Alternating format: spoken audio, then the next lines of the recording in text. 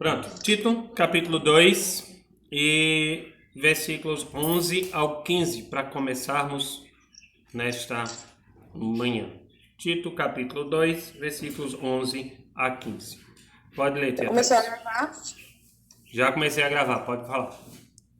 Certo. Tito, capítulo 2, do 11 ao 15.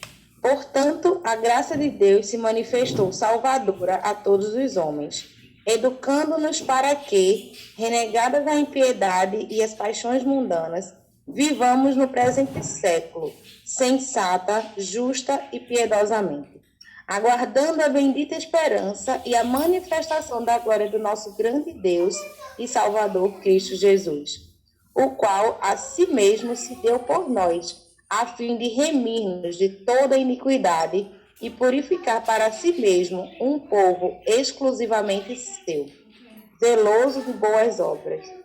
Dize estas coisas, exorta e repreende também com toda a autoridade. Ninguém te despreze. Amém. Amém.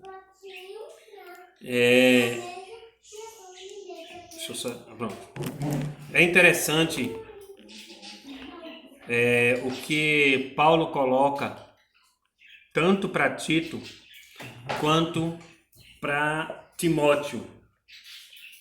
Essa frase no final do capítulo 2, não te despreze, é muito interessante, que ele coloca tanto para Tito quanto para Timóteo. Havia, e ainda hoje, né, existe essa grande barreira de falta de conhecimento entre o que é maturidade espiritual e maturidade carnal. Muitas pessoas acreditam que é a mesma coisa, mas isso não é verdade. E Tito e Timóteo, eles tinham uma maturidade espiritual tremenda, maior do que muitos dos demais irmãos que estavam andando na fé.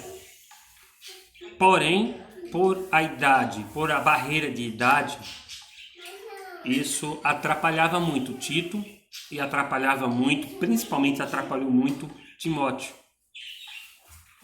Mas Paulo, por isso que Paulo escreve essas cartas, e como eu tenho dito, uma carta aberta, uma carta para Tito, uma carta para Timóteo, porém uma carta como se Paulo estivesse do lado de Tito e de Timóteo, dizendo: é isso que eu estou dizendo a ele. Vocês estão me ouvindo, pessoal? Entendeu? Então, Paulo está dizendo isso. E ele está dando uma segurança e uma firmeza a Tito, dizendo: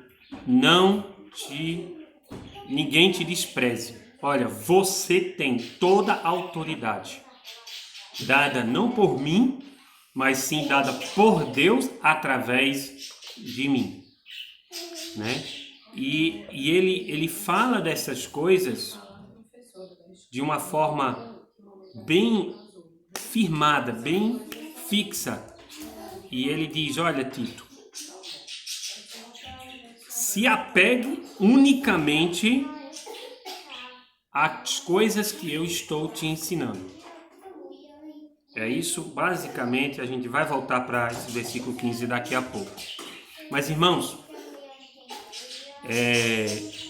na oração inicial de Joanã falou duas coisas, né? Falou várias coisas, claro, na oração, que não foi de duas palavras, mas ele orou e pediu primeiro que pudéssemos voltar, né, ao que chamaríamos de realidade, né? Voltar para poder trazer e falar e voltar a trabalhar, né? Voltar à normalidade.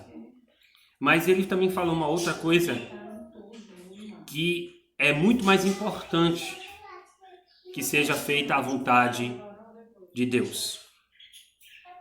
Irmãos, uma das coisas que essa pandemia, ela tem trazido muito para nós, é que nós temos faltado o que nós vamos falar um pouco sobre hoje. Porque a graça de Deus, versículo 11, de Deus se há manifestado, trazendo salvação a todos os homens, ensinando-nos que... tu pode só repetir, Thaís, por favor, o versículo 12, ou as primeiras palavras do versículo 12? Educando-nos para que, renegadas a impiedade e as paixões mundanas, vivamos no presente século, sensata, justa e piedosamente. Obrigado, Thaís. Ensinando-nos, está aqui na versão que vocês estão vendo, na minha versão e na versão que Thaís leu, educando-nos. Irmãos, isso é uma palavra de muito poder, ensinar e educar. E nos ensinar e nos educar em quê? Bem, primeiro, ele nos educa e nos ensina na salvação. Irmãos, como a igreja, e quando eu falo igreja agora, eu não estou falando só casa de oração. Eu estou falando a igreja do Senhor tem esquecido esses princípios na vida. A igreja, ela tem ou se preocupado, e eu até falei, brinquei, a Viviane deu uma risada na live de domingo, né? Ou tem se preocupado em show gospel, né? Porque é um absurdo a riqueza que os nossos cantores gospels estão ganhando. Eu não estou dizendo que eles não merecem ganhar dinheiro pelo trabalho que eles estão fazendo. E nem, né? E nem pelas lives que eles estão fazendo. Mas, né? Josias relatou uns 5 anos atrás, que um desses pastores que prega para casais ou alguma coisa extremamente importante para a igreja, 25 mil por palestra. Irmãos, a igreja, ela perdeu o bom senso, né? Ela perdeu o rumo. Paulo diz: recebi de graça e de graça te dou. O que é que ele recebeu de graça? A salvação. Então, a igreja, ela tem tornado a palavra de Deus em um show gospel. Tem transformado as redes sociais, e isso não é ninguém que está me falando, eu tenho acompanhado de muitos irmãos, em uma coisa de pedir dinheiro para investimento na obra. Desde quando Deus precisa que nós imploramos a outros para recebermos dinheiro? Parece que o nosso Deus não é o mesmo da época de Paulo, da época de Spurgeon, né, que como dizem, ou de outros, ou de John Livingston, que eu até relatei a história dele durante uma das minhas devocionais essa semana. Parece que a gente se esqueceu disso. E precisamos nos manifestar de uma forma tremenda para que recebamos o nosso pão de cada dia e as demais coisas. Outra coisa que a igreja, outro ponto que a igreja tem negligenciado, tem feito da palavra de Deus, é pregado doutrinas, né, transformados os cultos de pregação em cultos de ensinamentos bíblicos, muitas vezes porque não tem não evangélicos dentro mais das igrejas, agora igrejas, essas casinhas, gastado fortunas nelas e tem se esquecido da palavra, do que Deus, do que Cristo nos ensinou antes de ir para o céu. Cristo falou, Cristo enfatizou e os anjos chamaram a atenção de nós. Mateus, final de Mateus, o que é que o Senhor Jesus diz antes de subires ao céu? Ide por todo mundo e pregai o Evangelho. O que é que diz aqui no versículo 11? Trazendo salvação a todos os homens. Como chegará a salvação se nós não queremos ir?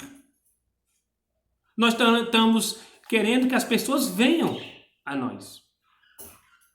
Segundo, depois disso, Jesus subindo aos céus, Atos capítulo 1 diz o quê? Ide por todo mundo e sejais minhas testemunhas. E essas minhas testemunhas vai entrar muito nessa próximo versículo 12. Mas só que é muito engraçado que quando Jesus estava subindo aos céus, as nuvens cobriam, os discípulos ficaram lá, estatalados, de boca aberta, olhando para o céu. Ele vai voltar, ele vai voltar, ele vai voltar, ele vai voltar. Aí teve que dois anjos descerem, se não me engano, foi dois anjos, virou para eles e disse: meu filho, esse mesmo que foi vai voltar. Por que estão parados aí fazendo nada? Essa pandemia tem declarado para nós, irmãos, por que nós estamos parados fazendo nada? Por que nós estamos mais preocupados nos nossos lucros e não na salvação de almas? Semana que vem vamos falar, no sábado, vamos falar sobre vícios. E no outra semana, Isaac trouxe um estudo, eu estou bem feliz com ele, né? De por que a igreja não está agindo do mesmo jeito, de uma forma resumida agora, por que a igreja não está agindo do mesmo jeito como era no começo? Tinha milagres, tinha as outras coisas. Tem muita coisa para explicar o que está acontecendo por trás disso. Mas um dos fatos é que o homem perdeu o rumo. O homem está acomodado. O homem esqueceu da sua família, esqueceu do seu propósito para Deus. E aí o versículo 12 ele diz, ensinando ou educando-nos. Educando-nos para que o quê? Renunciado à impiedade e às concupiscências mundanas. Irmãos, ou como diz na minha versão, paixões do mundo. Irmãos, seria preciso realmente Paulo dizer isso? E naquela época, imagina agora, eu imagino como é se aquele ditado, né? A gente canta alguns louvores que os nossos, né, precursores da casal de oração reescreveram, e a gente canta de uma forma diferente. Aí a gente até brinca, ele deve estar na cova, se virando para um lado e para o outro, se remexendo com tanto ódio. Irmãos, imagina como é que Paulo estaria nesse momento. Se realmente fosse um ditado verdadeiro, né? Temos que voltar à impiedade e à concupiscência. A paixão do mundo. Andam junto, viu, minha gente? Quanto mais o mundo procura ter, quanto mais a igreja procura ter, mais impiedosa ela é. Menos o amor de Cristo ela mostra. Hoje tem muitas igrejas cheias de corpos e vazias de alma. Por quê? Porque não mostra verdadeira piedade, não mostra verdadeiro amor de Cristo. Estão mostrando, são igrejas bonitas, mas é como o Senhor diz, são sepulcros caiados, bonitos por fora e nada, e podre por dentro. Porque temos nos preocupado, a igreja tem se preocupado em mais em conquistar do que em salvar. Nós temos voltado para ser Roma e não Igreja de Cristo. Vivemos nesse presente século sóbrios, ou como diz no meu, sensatos, justa e piedosamente. Irmãos, de uma forma resumida, Filipenses capítulo 2, eu li isso de hoje de manhã.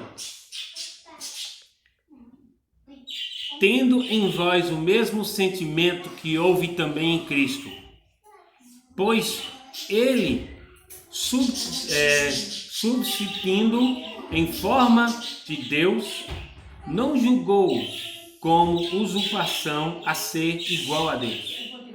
Antes, a si mesmo se esvaziou, assumindo a forma de servo, tornando-se semelhante de homens e reconhecido em figura humana. A si mesmo se humilhou, tornando-se obediente até a morte e morte de cruz. Pelo que também Deus o exaltou soberanamente e lhe deu o nome que está acima de todo nome. Mas antes disso, meus queridos amigos, meus irmãos, hoje, antes disso, o que foi que aconteceu? Ele se humilhou. Qual foi o maior legado que Cristo Jesus nos mostrou? Amar ao próximo. Nós lemos ontem sobre colocar ou não tatuagens. Teve um momento que ficou um pouco esquentado, não foi, Azaf? Mas eu acho que o que resumiu tudo está escrito em 1 Coríntios. E o que esse versículo também quer dizer em 1 Coríntios? Está em 1 Coríntios capítulo 10, versículo 32 e 33. Não vos torneis causa de tropeço para judeus, nem para gregos, nem tampouco para a igreja de Deus. Assim como também eu procuro em tudo ser agradável a todos, não buscando o meu próprio interesse, mas a de muitos, para que sejam salvos. Irmãos, a igreja tem procurado seu próprio interesse, mas nós temos que procurar a salvação das almas perdidas, aguardando a bem-aventurada esperança e o aparecimento da glória do grande Deus, o nosso Senhor Jesus Cristo. Irmãos, se nós formos parar, olhar, carnalmente falando, Joanã está mais perto da glória do que eu e do que vocês, pela idade. Mas a gente não sabe quando vem a morte. Muito menos sabemos quando vem Cristo. Não sabemos quando Cristo há de voltar. Aí eu pergunto, Stephanie, Felipe, Azaf, Celivaldo, Davi, Joanã, Lilice, Thaís, Isaac e todos que estão escutando hoje. Eu lhe faço uma pergunta. Se Cristo Jesus voltar hoje, que é a nossa esperança, o que é que ele vai lhe encontrar fazendo? Ele vai lhe encontrar com as suas preocupações em quê? Nos projetos que precisam ser terminados? Nas aulas que estão para acontecer essa semana? Nas contas que eu preciso pagar? Ou será que ele vai nos encontrar, sim, tendo preocupações, mas vendo-nos preocupados com almas que estão indo para o inferno? Voltando à questão até da pandemia, uma das coisas que mais tem me preocupado é a quantidade de pessoas que morreram. E dessas pessoas que morreram, quantos não foram para o inferno? E o que foi que eu fiz para que essas pessoas pudessem receber a salvação? Irmãos, vamos mudar a nossa visão em relação a tudo isso.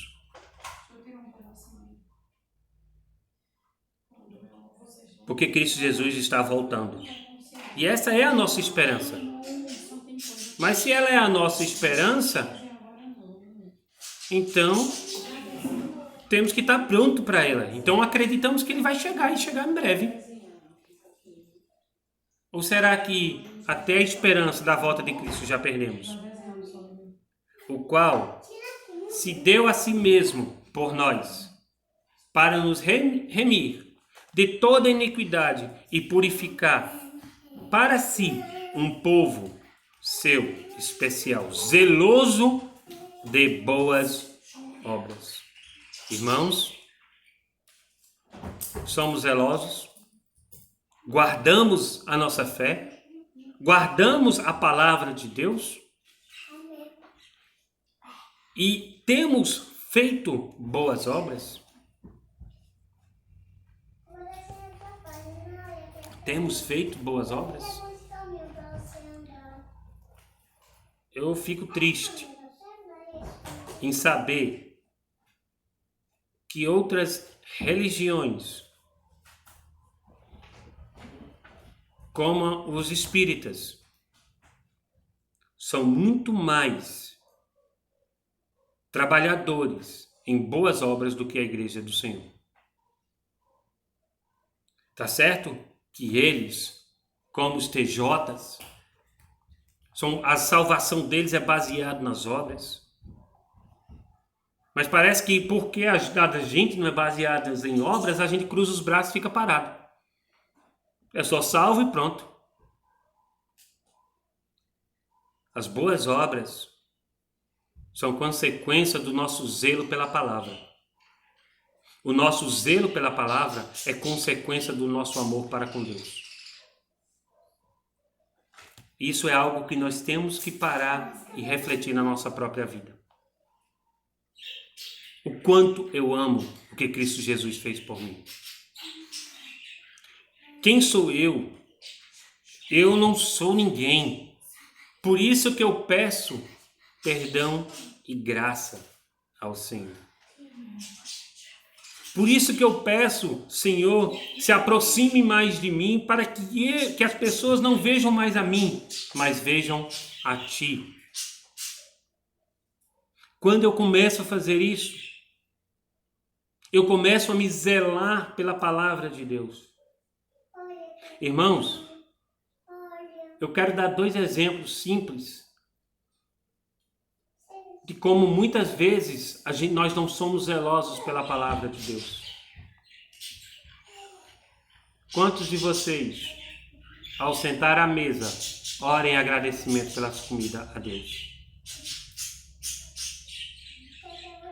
Ah, não, mas isso é besteira. Se somos fiéis no pouco, somos fiéis no muito. Janta, tu tá tirando palavra de contexto. Não. Estou querendo que você reflita no seguinte: se Deus não tivesse lhe dado trabalho, você não teria comida. E se você não tem comida, né? Você vai morrer de fome. Mas Deus lhe deu a oportunidade de ter comida à mesa. Você já agradeceu a Ele por isso? Segundo ponto. Quando você acorda de manhã, qual é a sua primeira preocupação? Antes de dormir, qual é a sua última preocupação? Você tem zelo em orar, em agradecer a Deus pelo dia? Em orar e agradecer a Deus pelo seu amor? De passar um tempo em meditação na palavra de Deus? Se você não tem feito isso, então você não tem zelo pela obra.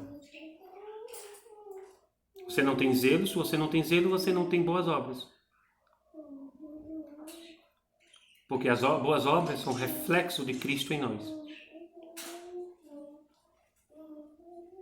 Tem dias que eu acordo de manhã, eu tenho uma maior vontade de abraçar e de beijar a minha esposa, mas eu não posso, porque se eu fizer isso eu vou acordar ela.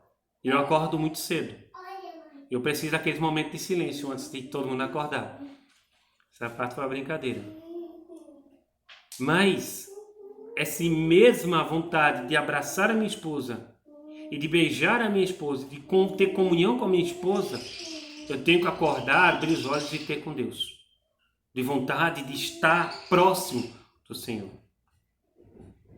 Perto quero estar, junto aos teus pés. Não sou apenas servo, mas amigo me tornei. Te louvarei, te glorificarei, te exaltarei. Amados irmãos, se nós temos amor verdadeiro por Cristo, nós vamos querer estar próximo dele. Vamos ter zelo por ele. E se nós temos zelo por ele, nós vamos automaticamente fazer boas obras. Isso é automático. Então Paulo, ele finaliza o capítulo 2, dizendo a Tito: Tito, fale, exalte, repreenda com toda autoridade. Amados irmãos, tem horas que eu gostaria de estar bem próximo de vocês. Eu queria estar perto de vocês, mas eu acho que vocês não queriam estar perto de mim. Porque as orelhas, foi uma brincadeira, as orelhas iam doer.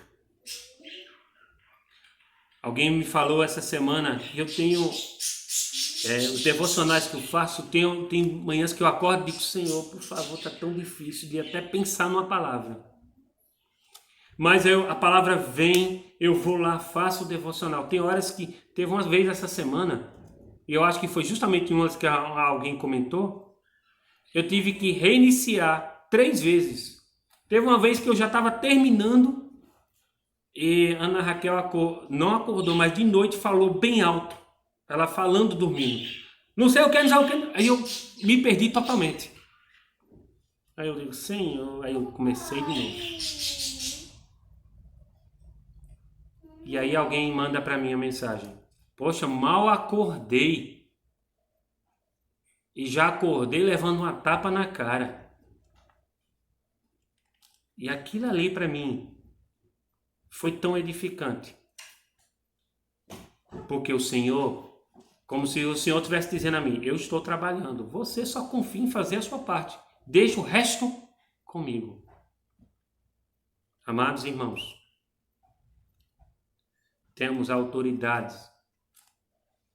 E é com ela que eu falo para vocês hoje. Acordem. Acordem para Jesus. Não como um clichê, mas como verdade. Acorde para o Senhor. para Ele te ensinar a andarmos no mundo, mas não como o mundo. Sejamos zelosos e façamos a boa obra, porque Deus nos chamou para isso. Amados, que o Senhor possa abençoar essa palavra aos nossos corações. Amém?